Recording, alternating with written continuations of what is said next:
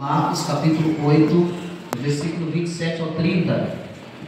Evangelho de Marcos, capítulo 8, versículo 27 ao 30. Vamos. Enquanto você acha, hoje nós falaremos da segunda pergunta e a segunda resposta. Esperar que todos achem. Os irmãos acompanhem a leitura, sabendo que aqui neste lugar de culto é o último dia hoje, e que possamos levar daqui boas lembranças e ficará a saudade também.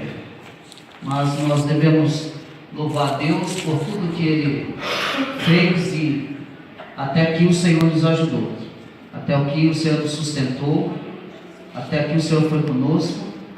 E eu tenho a plena convicção que a obra é dele, tudo está na mão dele, ele continua sendo soberano, ele continua no controle da sua igreja. Então, da mesma forma que ele atuou nesse lugar, ele atuará naquele lugar também. Da mesma forma que o Senhor enviou vidas aqui, Ele enviará vidas lá também, porque a obra é dele. Nós vamos ler, os irmãos acompanham essa leitura. Então Jesus e os seus discípulos partiram para as aldeias de Cesareia de Filipe. E no caminho perguntou-lhes: quem dizem os homens que eu sou? E responderam: João Batista, outros Elias, mas outros alguns profetas. Então lhes perguntou: mas vós, quem dizeis que eu sou? Respondendo Pedro, lhe disse: tu és o Cristo. Advertiu Jesus de que a ninguém dissessem tal coisa a seu respeito. Curva a tua cabeça por mais uma vez, fazemos mais uma oração. Senhor Deus, Pai Todo-Poderoso, depois de nós introduzir esse culto numa oração de invocação, depois de confessarmos os nossos pecados, depois de apresentarmos cânticos espirituais ao Senhor, aqui nós estamos, Senhor, com as nossas Bíblias abertas, a Tua Palavra, ó Pai eterno, apesar de quem fala, pecador, mas que carecemos, Senhor, não só eu, mas como toda a Sua igreja, carecemos da Tua graça e da Tua misericórdia. Ó Deus eterno, que o Senhor venha com Teu Santo Espírito, Senhor. Me ajude a expor, ó Pai querido, e ajude com que a Tua igreja entenda e compreenda as verdades inseridas, Senhor, nesse texto. Que possamos sair daqui saciados, não pela emoção, mas sim pela Tua Palavra. Que possamos sair desta noite impactados, mexidos por dentro, por causa da Tua Palavra, Senhor. Ó Pai, e que possamos sair daqui com uma postura diferente da qual nós entramos, e que possamos responder ao Teu Evangelho nesta noite. É que eu te peço e lhe agradeço, no nome do Teu Filho amado Jesus Cristo, para todos sempre. Amém.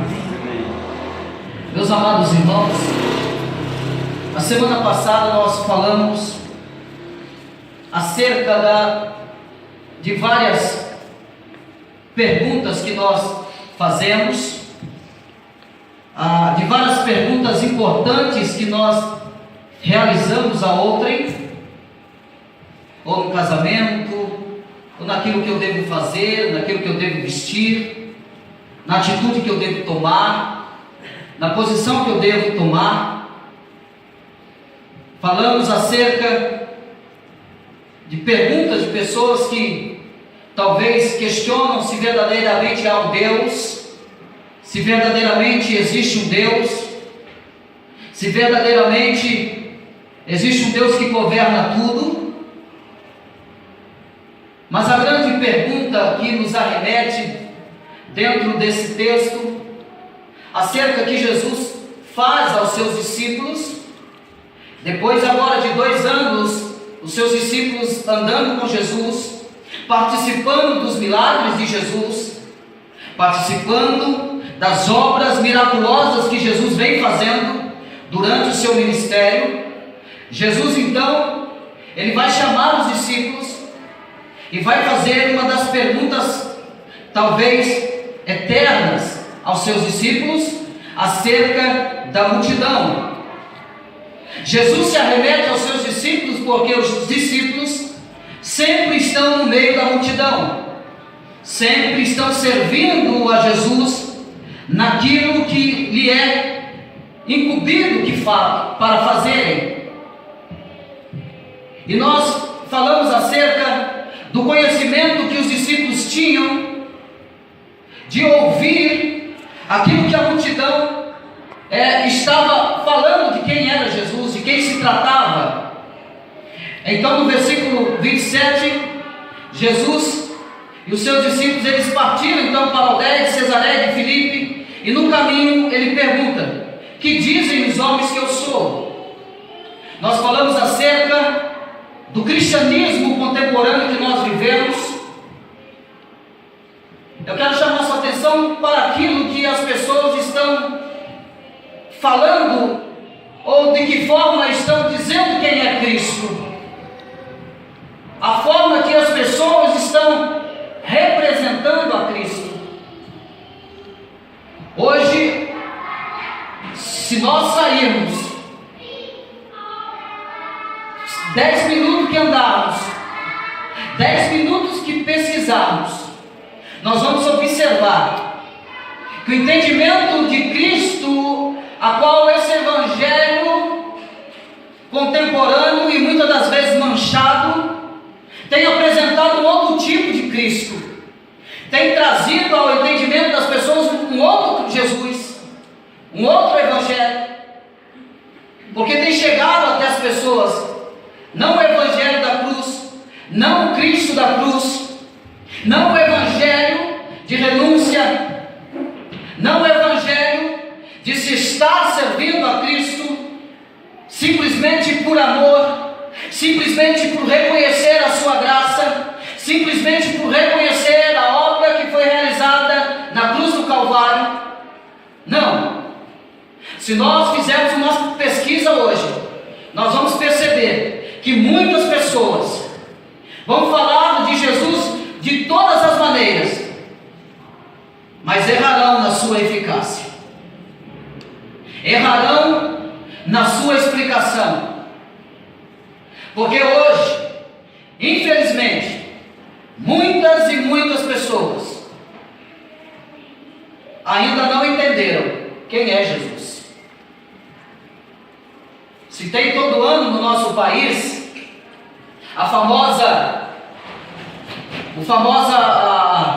aquela passeata, marcha para Jesus, e se conta uma mentira tão grande, que o Brasil é do Senhor, que não sei quantos a porcentagem que o Brasil é de Cristo. Se isso mesmo fosse verdade, se verdadeiramente as pessoas que dizem que o Brasil é de Jesus, o Brasil não estaria nessa decadência que está, o Brasil não estaria na decadência religiosa que está, o Brasil não estaria na falta de entendimento de quem Cristo é. O fato que isso é um equívoco, uma tremenda mentira, uma tremenda maquiagem.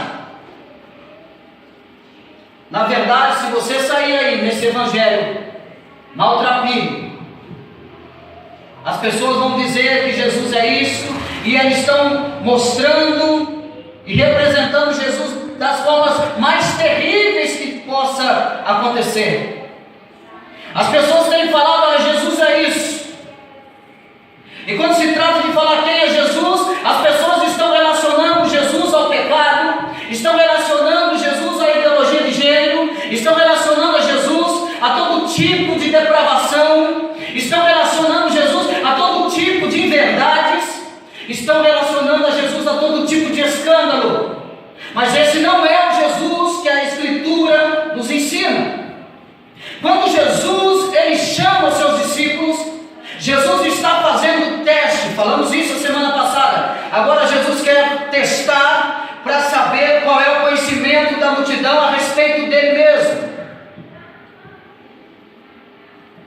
E nós temos que entender que levou 2 anos Jesus andando, acompanhando essa multidão, e ele toma agora essa decisão.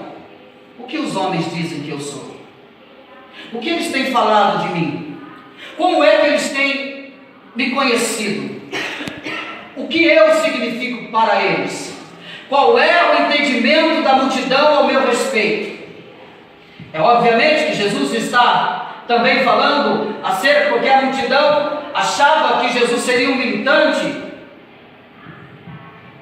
As pessoas, não, principalmente os fariseus, não estavam aguardando um Jesus misericordioso, compassivo, mas estavam aguardando um Jesus político. E aí Jesus faz essa pergunta aos seus discípulos: que diz os homens que eu sou? Então responderam: um diz que é João Batista, outros Elias, mas outros alguns profetas. E relacionamos isso que não era nenhum desses. A questão é que eles não entendem o fato da resposta, da primeira resposta, é que a multidão ainda não tinha o entendimento de quem era Cristo. Eles não entendiam que Cristo era o profeta, o Messias, que foi profetizado. Eles se esqueceram disso. Na resposta dos discípulos, subentende-se então que a multidão ainda não caiu a ficha de quem estava diante deles. Agora vem a segunda pergunta de Jesus. Olha comigo o versículo 29. Então lhes perguntou: mas vós, quem dizeis que eu sou? A construção aqui dessa conversa indica que Jesus quer uma resposta melhor. A construção dessa conversa é a responsabilidade deles suprirem essa resposta. Jesus quer uma resposta melhor, e agora ele se arremete diretamente aos discípulos. Mas vós, quem dizeis que eu sou? Essa é uma pergunta que realmente interessa.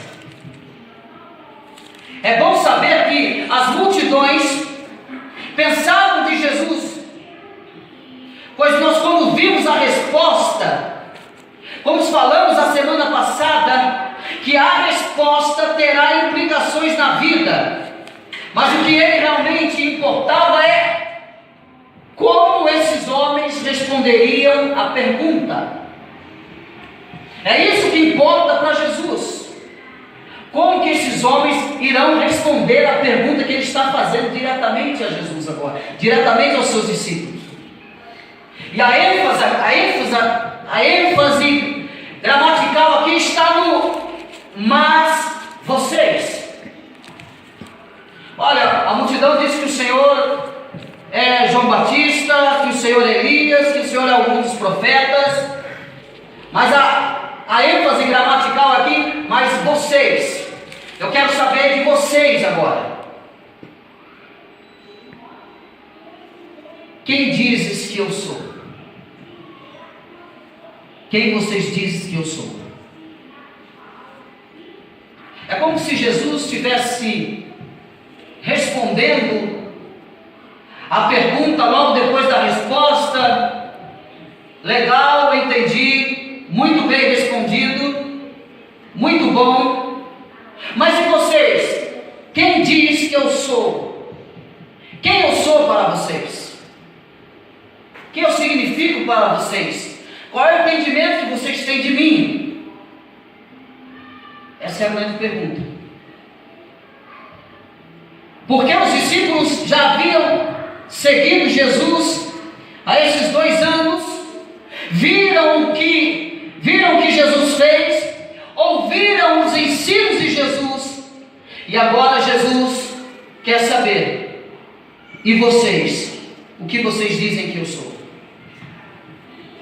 A questão, meus irmãos, é que essa pergunta deve ser feita constantemente a nós. Essa pergunta deve ser feita constantemente a nós. Quem você diz que Cristo é? Mas essa pergunta ela tem muitas implicações pela forma que eu vivo, pela forma que eu cultuo, pela forma que eu vivo no meu dia a dia. Jesus pergunta: quem dizes que eu sou? A gente faz essa pergunta porque essa pergunta ela deve ter implicações na nossa própria vida, implicações eternas para a nossa própria vida. Porque a resposta errada acerca de quem é Jesus leva a pessoa a uma vida, ou levará uma pessoa a uma vida sem propósito nesse mundo. Uma resposta errada é uma resposta que perdura para a eternidade. Responder quem é Jesus sem ter o entendimento de quem é Jesus é viver uma vida sem propósito, é viver uma vida sem objetivo, é viver uma vida sem entender quem é Ele. Entendimento que nós temos dele. Essa é a grande pergunta que eu faço a nós nessa noite. Quem é Jesus para você? Quem é Jesus para mim? O que significa Jesus para você? Qual é o entendimento que nós temos de toda a sua obra? Qual é o entendimento que nós temos do seu propósito de ter nos salvado? Qual é a tua visão e teu entendimento de Jesus? Está baseado em quê? No peixe e pão? Já está sem propósito. A primeira pergunta é a multidão que não compreendeu ainda quem era Jesus. E agora se Jesus se remete aos seus discípulos: quem eu sou para vocês? Eu quero que você pare e pense de tudo aquilo que Jesus já fez por você, tudo aquilo que Jesus já realizou para você. Quem é Jesus para você? Essa é a segunda pergunta de Jesus. O que significa Cristo para nós? E a nossa resposta implicará em tudo aquilo que nós fazemos, em todas as respostas que damos a Cristo. Toda a resposta. Quero dizer para você, meu irmão, que hoje, verdadeiramente, a palavra de Deus ela é fiel, porque a iniquidade está se multiplicando e crescendo. Como assim, irmão Cristo? A iniquidade está crescendo, está multiplicando, e o amor de muitos está se esfriando. Como assim? Dê uma olhada para trás e vê quantas pessoas faltaram no culto hoje. Pessoas que faltam no culto hoje, mas que não faltarão nos seus trabalhos amanhã. Por aumentar a iniquidade, o amor de muitos se esfria. Por não ter um entendimento pleno de quem é Cristo, do viver a Cristo, do que é ser cristão. Eu não posso seguir a Cristo por causa do peixe e pão. A resposta de Jesus é por tudo aquilo que Ele vem fazendo. Quem essa multidão está dizendo que eu sou? Por que é que essa multidão está me seguindo? Por que é que eles estão de junto a mim? Por que é que nós estamos no culto aqui hoje? Talvez cansados, doentes, mas por que você está aqui hoje? Porque você veio buscar uma bênção? Porque se Deus não falar com você, não teve culto? Ou você veio porque entende que é pecador e necessita desesperadamente da graça de Cristo? Porque você entendeu quem é Ele. Ele é o Messias, o Salvador. O Salvador de todo pecador, de todo aquele que crê. As pessoas hoje não têm um entendimento profundo de quem é Cristo. Porque se tivesse entendimento profundo de quem é Cristo, se curvava mais, servia mais, se humilhava mais, não se preocupava com o dia de amanhã.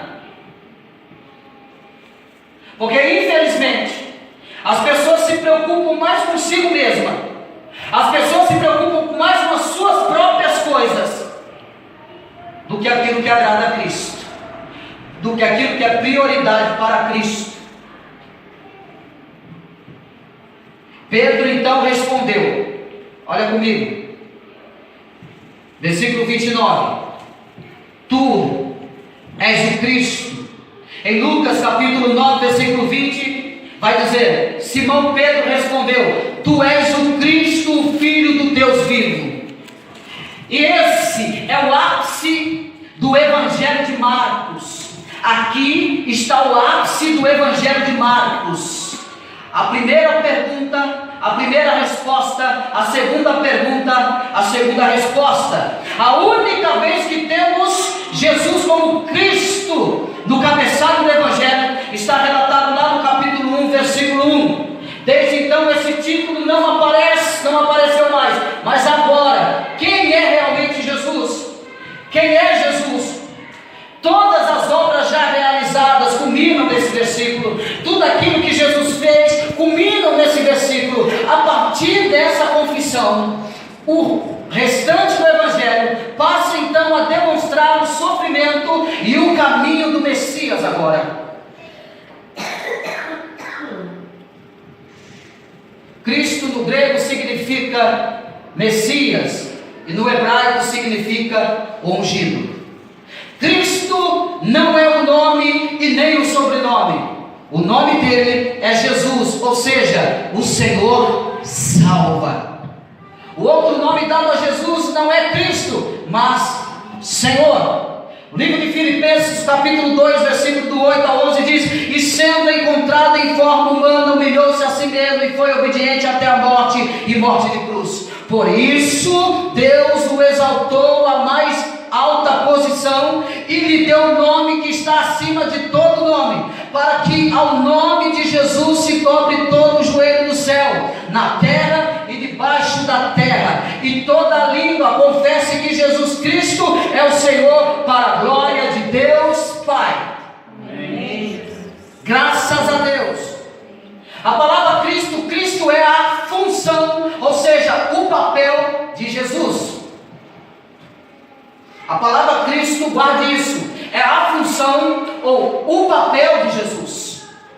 No começo, essa palavra ela abrangia vários ofícios, por exemplo, profeta, sacerdotes, reis, que eram ungidos para os seus respectivos cargos, mas para frente o título passou a ser usado de forma técnica para dar a um rei davídico que iria governar e restaurar Israel de forma terrena.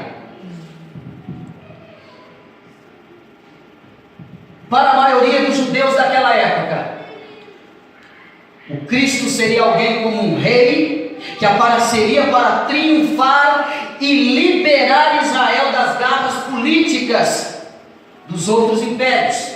Mas o título de Messias, Cristo engloba algo muito mais profundo que um mero líder político.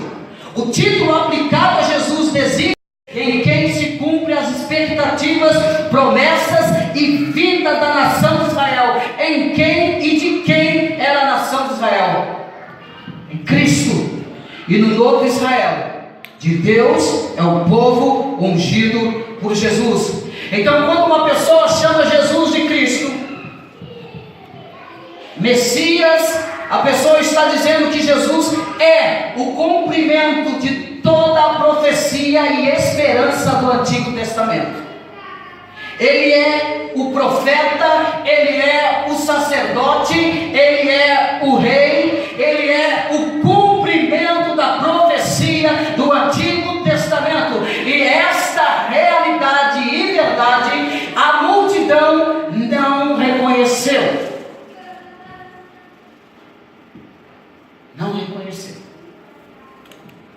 Agora, um cristão verdadeiro que compreende que Jesus é o Cristo, que Jesus é o cumprimento espiritual de todas as promessas de Deus. Um cristão verdadeiro tem Jesus como Cristo, como Messias, Senhor e Rei e Salvador. Um cristão verdadeiro sabe que ele é escravo desse Rei. Um cristão cristão verdadeiro tem essa plena convicção que ele é escravo de Cristo Jesus. Jesus, então, ele evitava esse título em público, visto que os judeus tinham um entendimento errado do Messias. Jesus, ele evitava esse título, mas nessa conversa em particular com os 12 discípulos, ele busca essa resposta. Então, e depois ele explica o que significa esse título. Ele chama os discípulos, ele busca essa resposta, e depois ele vai explicar o que significa esse título.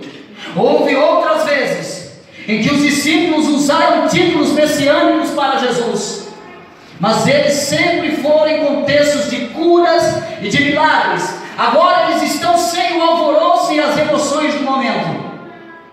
Eles têm em mente a última cura de um cego e a lembrança das multiplicações. Eles sabiam que Jesus era o Cristo. André, irmão de Simão, lá no Evangelho de João, capítulo 1, versículo 41 ao 49. André, irmão de Simão, Pedro, era um dos que tinham ouvido o que João dissera e o que havia seguido a Jesus.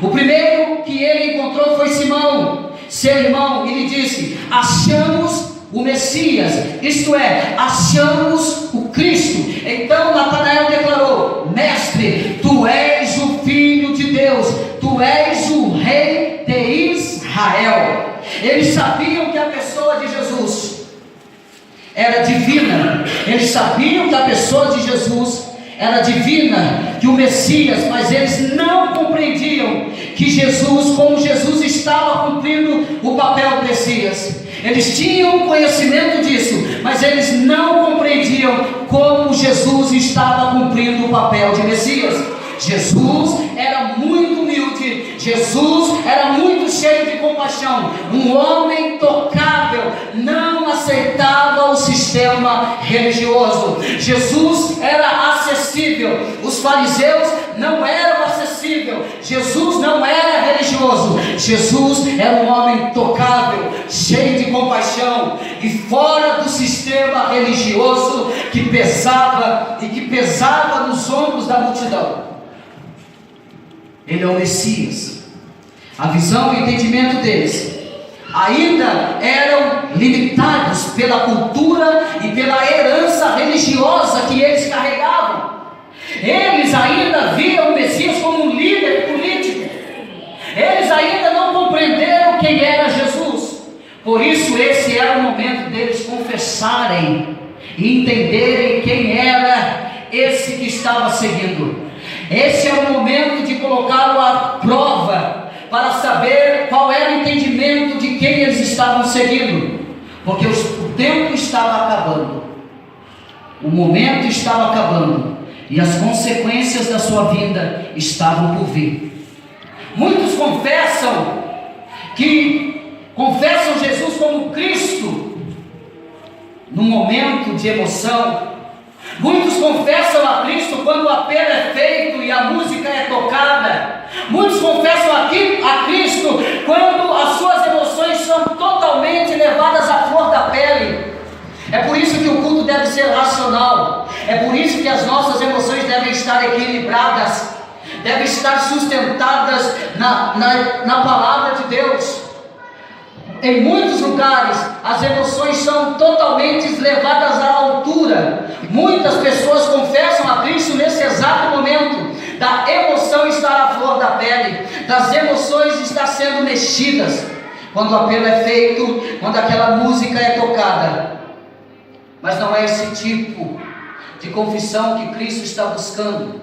Não é esse tipo de confissão artificial que Cristo está buscando. Jesus quer a confissão no lugar de solitude, onde ninguém está vendo e ninguém pode influenciar. Jesus quer a nossa decisão, Jesus quer o nosso entendimento, aonde nós não somos influenciados por nada, mas simplesmente pelo toque da sua graça, pelo entendimento da sua palavra, pelo entendimento daquilo que Ele é.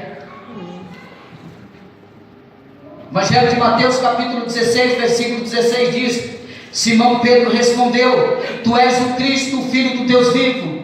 Respondeu Jesus: feliz é você, Simão, filho de Jonas, porque isto não lhe foi revelado por carne ou sangue, mas por meu Pai que estás no céu. E eu lhe digo que você é Pedro, e sobre esta pedra edificarei a minha igreja, e as portas dos infernos não poderão prevalecer contra ela. Eu gosto desse versículo no Evangelho de Mateus, porque Jesus vai declarar que não foi carne quem revelou: tu és o Cristo. Não foi carne, mas foi revelada pelo próprio Deus. O meu Pai que está no céu revelou a você quem sou eu, o meu Pai. Então não adianta pregações triunfalistas, então não adianta pregações emotivacionais, não adianta pregações que saciam o ego. Se Deus não fizer a obra na vida do pecador, não adianta nada. Não é emoção, não é música para sensibilizar, não é mensagens triunfalistas, não é mensagem sem cruz, não é mensagem sem sofrimento, não é mensagem sem derramamento de sangue que vai converter o pecador. Ou o Pai revela o coração do pecador quem é Cristo, ou o pecador ainda continuará sem a compreensão de quem é Cristo.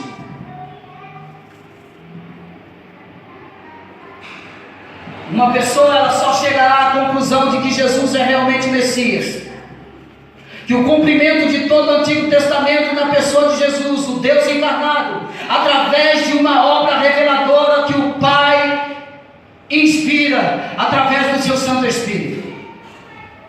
A pessoa só compreenderá isso se o Pai o revelar.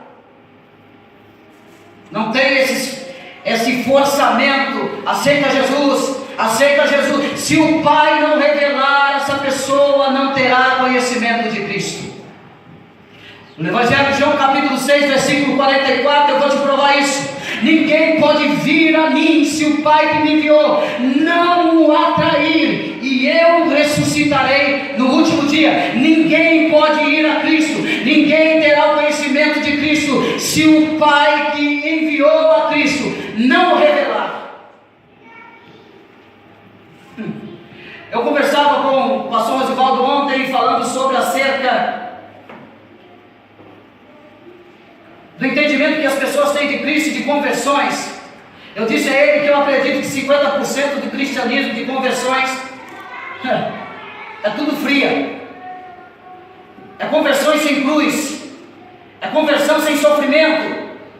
Ele disse assim para mim: rapaz, você está entusiasmado, você está empolgado. 50? Eu acho que é 20 ou 10. Um evangelho, um cristianismo sem entendimento de Cristo. O homem, na sua condição natural, não compreenderá as obras de Deus.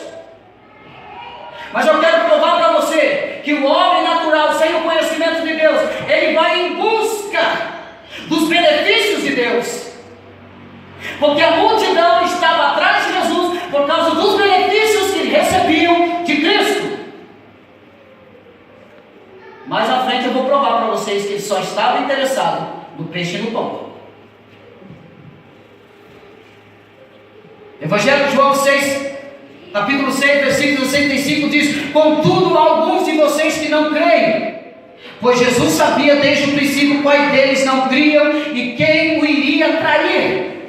E prosseguiu: é por isso que eu lhes disse que ninguém pode vir a mim, a não ser que isso lhe seja dado pelo Pai. Eu disse no início que a igreja é de Cristo, e a porta do inferno não prevalecerá contra ela. Jesus está dizendo: Pedro, sobre a tua confissão de que tu és Pedro, sobre a tua confissão, a confissão que ele faz de que Cristo é o Filho de Deus, Jesus vai dizer: é sobre essa tua confissão, é sobre esse fundamento, é sobre esse entendimento que o Pai lhe deu, é que eu edificarei a minha igreja. Nele mesmo, Cristo está falando dele mesmo. Eu sou a edificação da igreja, e sobre mim a porta do inferno não prevalecerá. Ele é o edifício. 1 Coríntios, Epístola de Paulo aos Coríntios, capítulo 12, versículo 3: por isso eu lhes afirmo que ninguém que fala pelo Espírito de Deus diz: Jesus seja amaldiçoado, e ninguém pode dizer: Jesus é Senhor, e a não ser pelo Espírito Santo de Deus. Muitos hoje em dia, meus irmãos, alegam serem cristãos, confessam Jesus Cristo como Salvador, mas a grande maioria confessa devido à emoção do momento.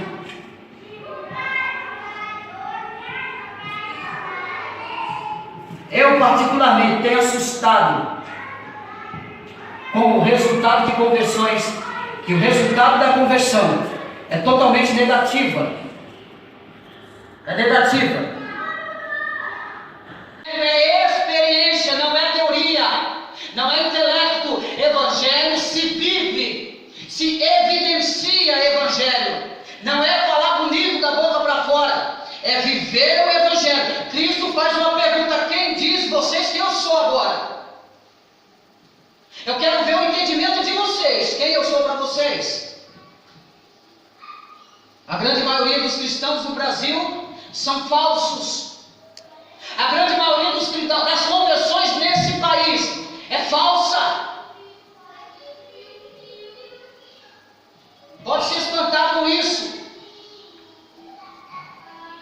mas aí a grande pergunta é: quem é Jesus para nós?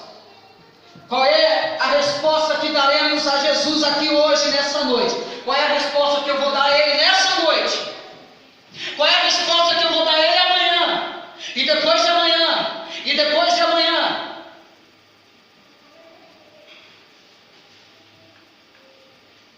Eu vou dizer uma coisa para você: se você ainda não conseguiu sofrer por causa do amor do Evangelho, o Evangelho nunca entrou em você ainda. Se você ainda não sangrou por dentro ainda por causa do Evangelho, o Evangelho nunca tocou você. Se você não chorou pelo estado de decadência de cristianismo que vivemos no Brasil, o Evangelho ainda nunca tocou em você. Nunca. Se você não conseguiu chorar porque pecou, o Evangelho nunca entrou em você. Se você nunca reconheceu o pecado, o Evangelho nunca entrou em você. O Evangelho nunca entrou em nós. Pode ser tudo menos o Evangelho, menos a conversão genuína. A maioria das conversões nesse país são conversões de pessoas que o Pai nunca chamou, que o Pai nunca atraiu, que o Pai nunca regenerou, que o Pai nunca entrou no coração dessas pessoas. E é por isso que você vê essa banalização do Evangelho. É por isso que você vê essa banalização de igreja. Eu fui lá em Campinas, na casa do tio Li, fazer uma visita e fazer uma refeição com eles. Quando nós saímos, eu e o Valtair, numa rua só, tinha 3 portas de igreja. Só naquela região que o tio Li mora. Aquela região que o tio Li mora deveria ser o melhor lugar para se morar. Se o Brasil fosse do Senhor, o Brasil deveria ser o melhor país para se estar, para viver, para servir ao Senhor. Mas esse evangelho maltrapilho tem impregnado nesse país, e conversões que nunca foram chamados, nunca foram atraídos, nunca foram regenerados, pessoas que têm envergonhado o evangelho de Cristo, pessoas que têm se equivocado e contando um outro evangelho, pessoas que não conhecem o verdadeiro Cristo, não conhecem o verdadeiro evangelho. O evangelho é sofrimento, é cruz, é ir para o pé da cruz, é carregar a sua cruz, é seguir a Jesus. Evangelho não é algo de sermos totalmente beneficiados a qualquer momento. Evangelho é padecer. por aquilo que ele fez. Olha comigo a resposta de Jesus, versículo 30, estamos encerrando.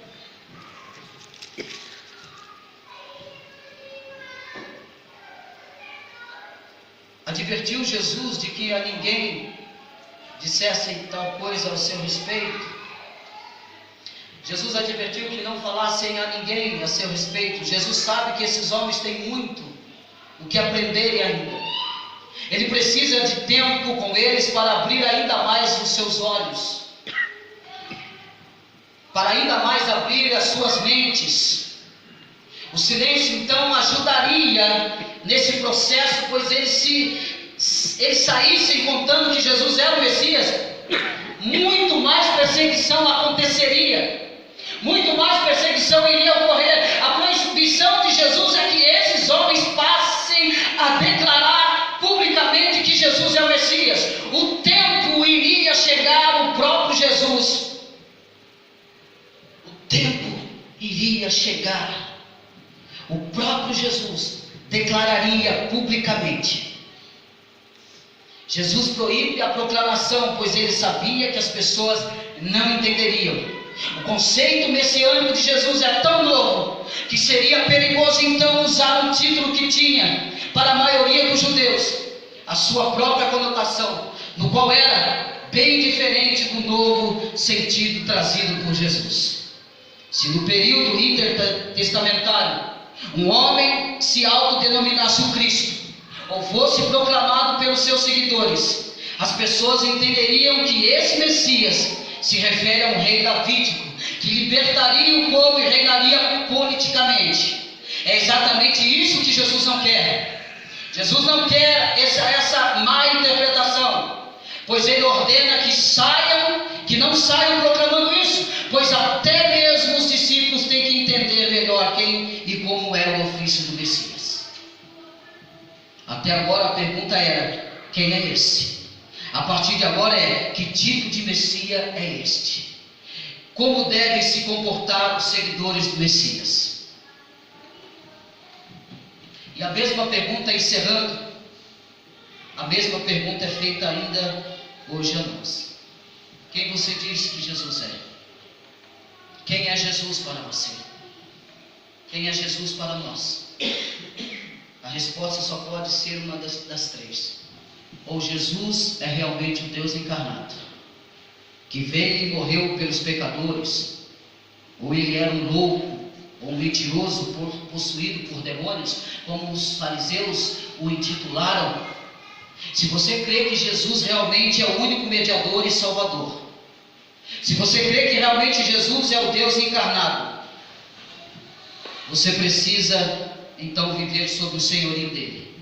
Você precisa viver em obediência aos seus mandamentos, daquele que você chama de Senhor. Buscar a santidade, participar da sua mesa, ler a sua palavra, estudar a sua palavra e fazer parte da sua igreja. Se o Espírito Santo abriu seus olhos para ver e confessar que Jesus Cristo é o único Salvador, que possamos nos entregar totalmente a Ele. Não importa o lugar, não importa a situação, se o Pai está te atraindo ao Filho Jesus, que nós possamos ir com todo o nosso coração arrependido agora diante dele. Porque lá em Mateus capítulo 11, versículo 27 ao 30 diz: todas as coisas me foram entregues por meu Pai. Ninguém conhece o Pai ninguém conhece o Filho a não ser o Pai, e ninguém conhece o Pai a não ser o Filho, e aqueles a quem o Filho o quiser revelar.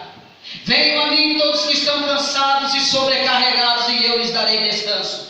Tomem sobre vocês o meu jugo e aprendam de mim, pois sou manso e humilde de coração, e vocês encontrarão descanso para suas almas, pois o meu jugo é suave e o meu fardo é leve. Amém, meus irmãos? Que nós possamos dar essa resposta a Jesus com a nossa vida, com a nossa entrega, com a nossa tristeza por causa do pecado, com o nosso reconhecimento de quem é o Messias, que Ele veio para nos salvar e que Ele é o nosso Senhor. Então que possamos curvar, não uma parte da nossa vida. Não uma vírgula da nossa vida, não uma porcentagem da nossa vida, mas toda a nossa vida deve estar curvada diante dele. Que o Senhor possa, o Espírito Santo possa esclarecer mais o nosso entendimento. Quero que você...